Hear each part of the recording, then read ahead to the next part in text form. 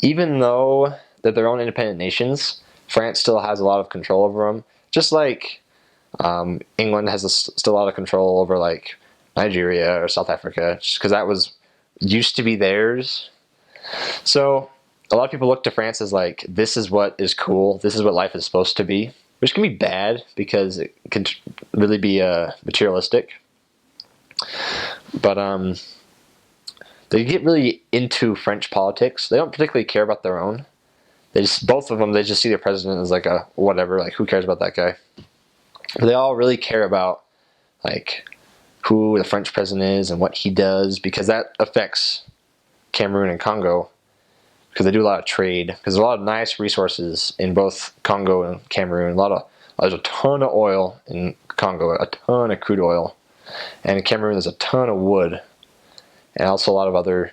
I think there's also a lot of natural gas there as well. So France wants that.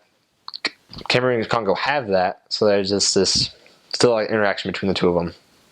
I ran into like 5 or 6 French people my whole mission and talked to them. They all took brochures except 2 of them, which I was pretty amazed with. But they also live in the nicer part of town.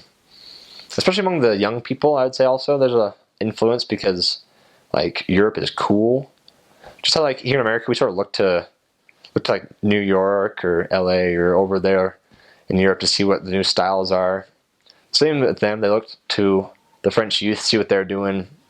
And in every city I went, there's what they call a l'Institut Français, which translates to like the French Institute. I don't know if we have them here in America, but it's basically like a place you go to like learn about, experience French culture. They have one for like German Institute, American Institute. So they go to these places, they like watch French movies, hang out with like French kids whose parents work there, and they want to like listen to French music or watch like Paris Saint-Germain play soccer or something. Read books. I don't know. I never went to one because I was busy.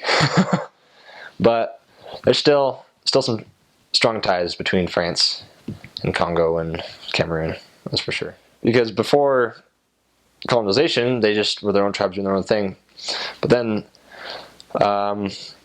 Congo was taken over by the Belge who came in. They took that land. Cameroon was actually first, I guess, scouted out by Portuguese fishermen.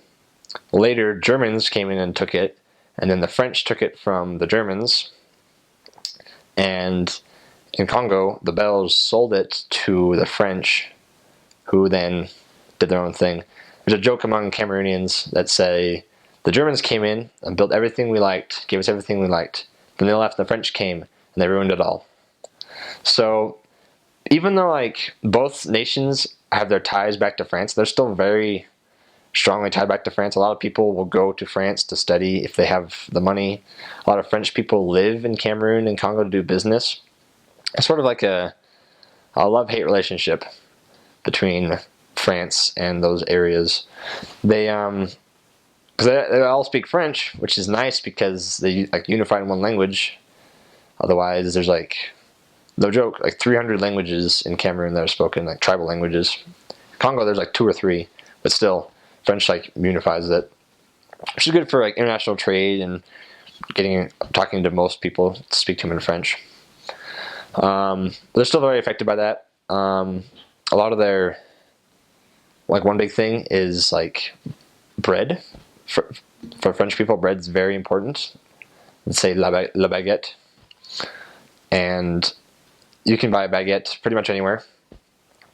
In Congo, they're pretty awful. They're like a giant styrofoam packing peanut.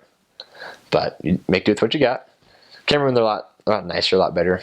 But so there's still a lot of remnants of French colonization in both countries.